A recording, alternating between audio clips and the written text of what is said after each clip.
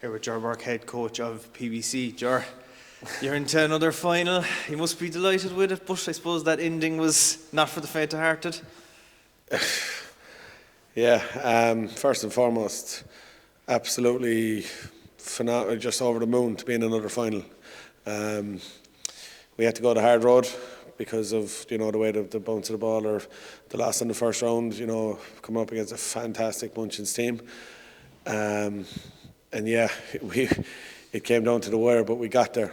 I think that Dee said at the end, that's what I said to the lads, I'm going to focus on that.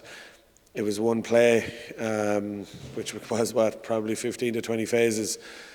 If we give away a penalty, it's potentially a yellow card. We got to stay on side, we got to win collisions, and we got it front up. And when it was all in the balance, we did. Yeah, of course, there's things we'd like to do better, but I just think the character shown there was immense, and we're just over the moon to be in another final. It pretty much was a game of two halves. Fantastic opening half. You get two late tries there. You're going in 25 points up at the break. All's looking well for you.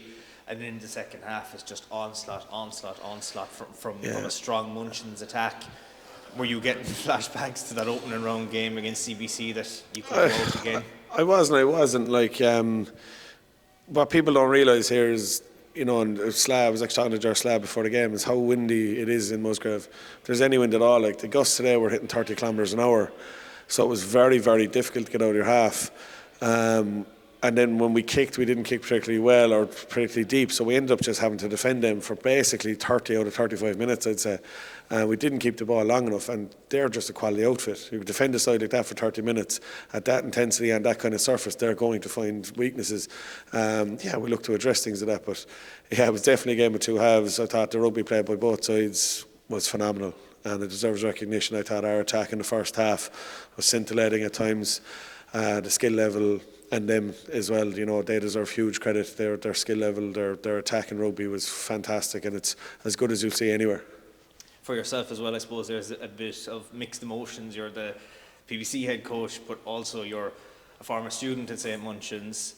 Yourself and Ger know each other very well. You've both been involved with Young Munster as well. I suppose is there a thing that you just leave that thing out on the sideline until the game is finished, that it's like loyalties and friendships are just forgotten about once there's a game to be decided? Absolutely. Look, I've spoken about this many times. I captained the St. Munster's team many moons ago, and I coached there as well to a final in 2012. But my loyalties are Pres now. Pres is where I work. It's I live down here. My life is down here. My loyalties are Pres and nothing else. When you work as hard as you do with a group of young lads, and they give you as much as they do, and they sacrifice as much as you do, there's no divided loyalty. I said to the lads afterwards, I hate to be the one to inflict that pain or to be associated with the pain that Munchins are getting. I don't want to be that guy.